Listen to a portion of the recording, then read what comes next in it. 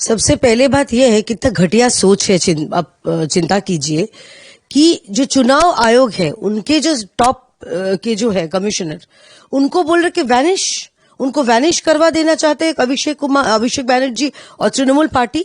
यहां पर बंगाल से 300 लोगों को तो वैनिश कर ही चुके हैं भारतीय जनता पार्टी की कार्यकर्ता को। अब उनको लग रहा है कि चुनाव आयोग अपना काम बाखूबी से निभा रही है, बहुत स्वच्छ तरीके से निभा रही है, इसलिए इनके दिल में इतना डर पैदा हो गया है।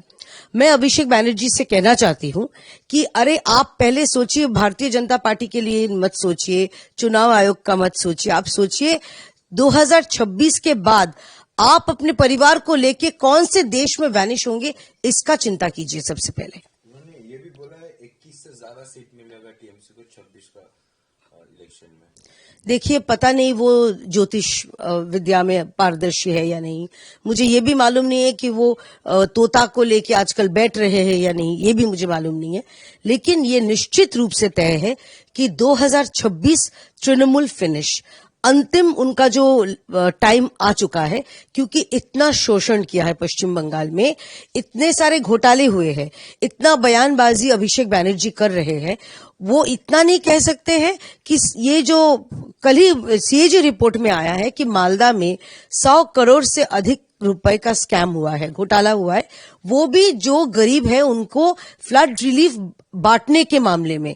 तो जो गरीबों के पास में खड़ा नहीं हो सके, खुद को मां माटी मानुष के पार्टी की वर्कर बोलते हुए भी, तो वो क्या कैसे वोट जीतेंगे। और सुनिए, अगर किसी का बुआ सीएम है, किसी को 51 गाड़ी का कॉन्वॉय में जाना पड़ता है, किसी को डरा के धमका के, जो गरीब दुकानदार है, ऑटो को जो ड्राइवर्स है, उनको डरा के धमका के अगर किसी के रैली में लोगों को भीड़ के इकट्ठा करना पड़ता है, तो उनका कितना पॉपुलैरिटी है समझ में आता है।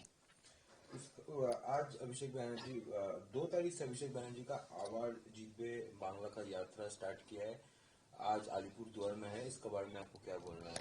इसके पहले भी तो एक यात्रा किए थे, यात्रा का फल क्या हुआ?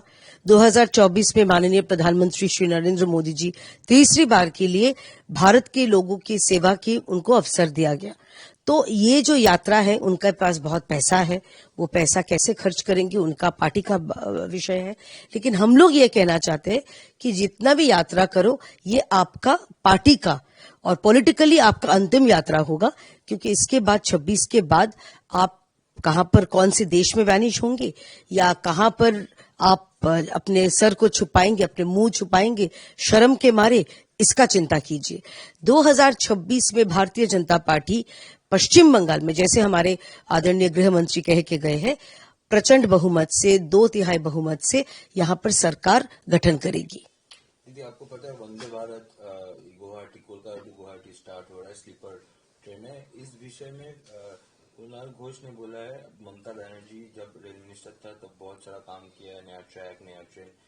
तो बीजेपी कहीं वोट का पहले कंफ्यूज कर रहा है आम आदमी को। मतलब क्या मुश्किल है, क्या दुविधा है तृणमूल की, जब सारा देश वंदे भारत की स्लीपर ट्रेन या वंदे भारत के नए रूट्स को लेके सारा देश खुश हो जाता है।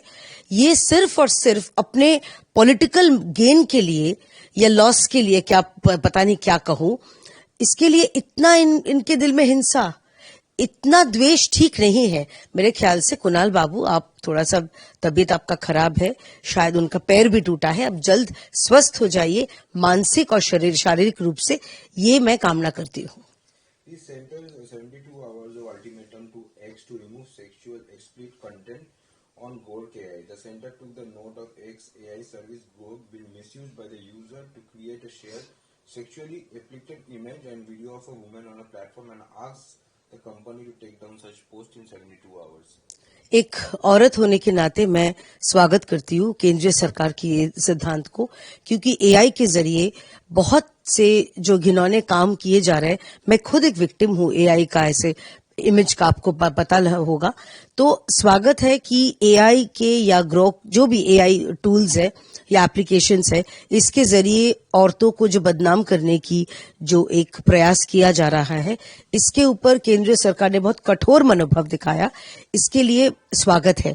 एक औरत के लिए, एक खास करके पश्चिम बंगाल में जैसे तृणमूल भारतीय जनता पार्टी की औरतों को लेके जैसे घिनौने एआई का फोटो हो या चाहे वीडियो हो बनाते नजर आते हैं, तो ये बहुत वेलकमिंग स्टेप है।